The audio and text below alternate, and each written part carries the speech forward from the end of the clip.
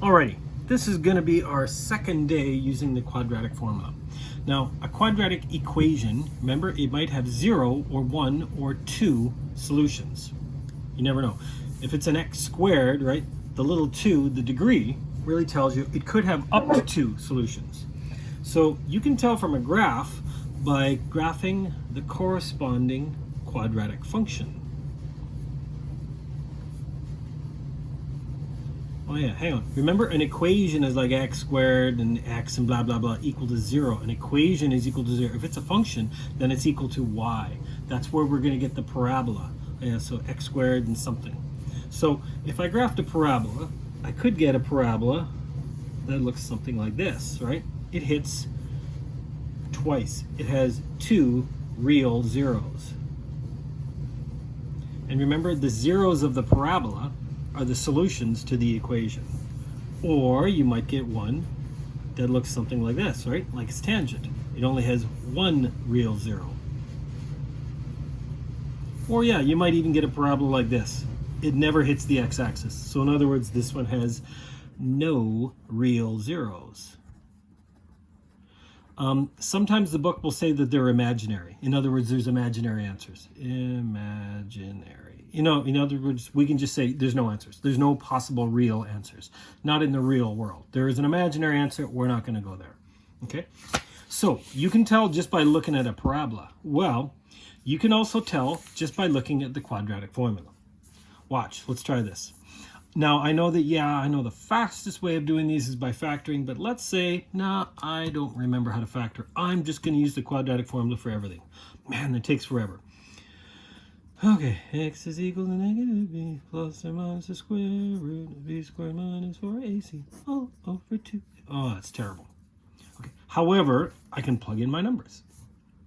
Negative b, which is negative 2, plus or minus the square root, b squared, so in other words 2 squared, which is 4, minus 4 times 1 times minus 8, all over 2 times 1. So in other words, this is going to become what? Negative 2 plus or minus. This becomes 32, but it's minus. Minus is plus, so it's 4 plus 32. This is plus or minus the root of 36 all over 2. So I don't know what I'm going to get for 2 different answers. This is plus or minus 6, so it's negative 2 plus 6 and negative 2 minus 6. But I do get 2 different solutions, right? That relates to this. I'm going to get 2 different answers. I'm going to get one answer there, one answer, because I'm going plus 6 and I'm going minus 6. I'm going to get 2 different answers. Okay, and yeah, this one, it would have been way easier to factor it. Yeah, look, 2 numbers that multiply to 8, so it's got to be 4 and negative 2. Yeah, it's not that bad. Okay, let's try this again. But I've changed this a little bit. X squared, 2x, and now it's 1. Okay. X is equal to negative b plus or minus the square root of b squared minus 4ac all over 2a. So, negative b, which is negative 2, plus or minus the square root of b squared, so 4, minus 4 times 1 times 1, all over 2 times 1. So, 4 minus 4, this becomes negative 2 plus or minus the square root of 0, all over 2. In other words, I'm going to go negative 2 plus 0 and negative 2 minus 0. Duh, it's the same thing. If you add and subtract 0, you're not changing it. Yeah, plus or minus 0. So in other words, I'm going to get one solution. I'm going to get, this is just 0, negative 2 over negative 1. So I'm going to get one solution. Or in other words, one answer. In this case, they would say that is one real answer, right? And okay, we've seen this one before. Negative b plus or minus the square root of b squared minus 4ac all over 2a. Negative b is negative 2. b squared, 2 squared, 4. Minus 4 times 1 times 6 all over 2 times 1. I can tell right now, this is going to be 4 minus 24. This is negative 20. Plus or minus the square root of negative 20. In other words, there is no real answer.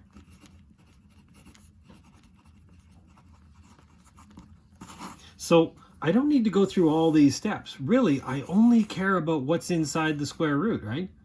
Square root of negative, or square root of 0, or this one was square root of 36. So that's really what I need to distinguish. Yeah, so instead of completely solving the entire equation, I can tell how many solutions it's going to have by analyzing the discriminant. And the discriminant, that's the actual name of the number inside the square root. So it's actually b squared minus 4ac. That's what it's described as. B squared minus 4 times a times c, right? Now, careful. It's not the square root. It's the number inside. So, careful. In this case, the discriminant is 36. It's not 6, right? It's not the square root of 30. The discriminant is 36. The discriminant is 0. The discriminant is negative 20. It's not the square root of negative 20. It's the number inside. Okay, so if I'm starting with any kind of quadratic formula, there we go. I want to put it into this form because it's way easier. If b squared minus 4ac, if the discriminant, let's say it's negative. Let's say it's less than 0. If it's less than 0, that means I get no real answer. Or in other words, they would say it has 0 answers. It has no answers. What if it's actually equal to 0, right? So I'm going plus 0 and minus 0. That means I get 1 real answer. And if it's greater than 0, so if it's going to like we had 36, if it's some positive number, I'm going to add and subtract it. That means when I add and subtract, I get 2 different real answers. 2 real answers. Or in other words, roots, right? 2 answers or 2 roots. If you were graphing a parabola, it would hit at 2 different spots. So sometimes the question is going to ask you to determine the nature of the roots. It says not what they are, but how many roots. That's all it really means. Does this thing have 1 answer, 2 answers, or no answers? Okay, so you know what? I could go through the entire thing, but all I really want is b squared minus 4ac. That's the discriminant. So b squared minus 4ac, 3 squared, which is 9, minus 4 times a, which is negative 2, and times c, which is positive 8. So in other words, this is 9 minus 4 times 2 is 8. 8 and 8 is 64. This is actually 9 plus 64, which turns out to be 73, which is greater than 0. It's positive, which means, all that really means, I have 2 real answers. That's it. I don't know what the answers are, but all I know is that there's going to be 2. It didn't ask me for the answers. Don't care what the answers are, just how many are there. Okay, before we do this one, notice it's not equal to 0. Oh yeah, got to be equal to 0. This one's not equal to 0. So you know what? This 9's... So I'm just going to move that over. It becomes plus 9 equal to 0. Let's just change that right now. Plus 9 equal to 0. Done. So now I can do b squared minus 4ac. So my discriminant is equal to b squared. So negative 5 squared. Anything squared is positive.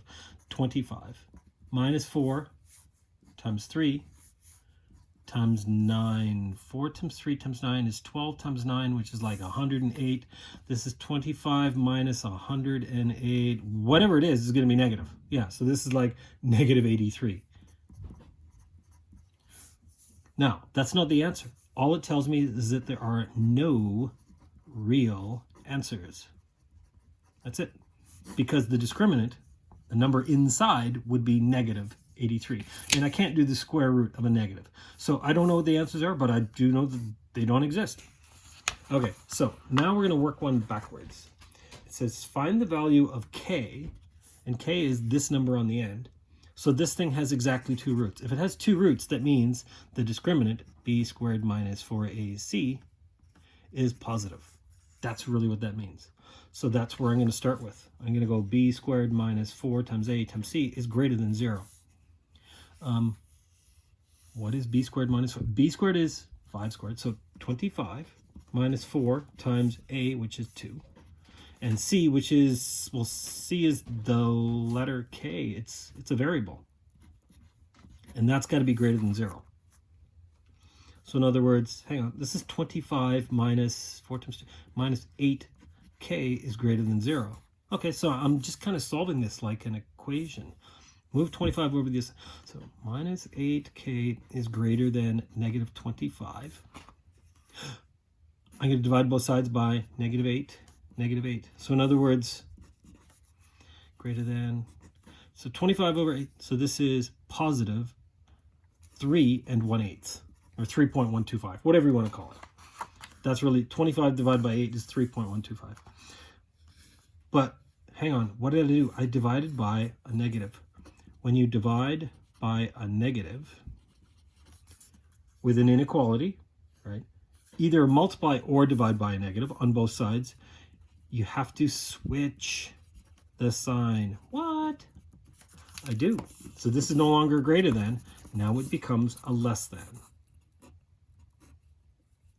So k values have to be less than 3.125. There we go. Any k value less than 3. So k values have to be less than 3.125. So if k was 3, it would have work. If k was 2, it would work. If k was 1, if k is anything less than that. Now, as soon as k is bigger than 3.125, this thing no longer has 2 roots, okay? Here's the reason why. Quick little thing about this. Think about it. 7 is greater than 5. Is that correct? Sure it is. We know that. If you multiply both sides by -2, I get -14 is greater than -10. No, it's not. As soon as I multiply or divide both sides by a negative, I have to switch the sign. Oh, yeah, that's right. That's why.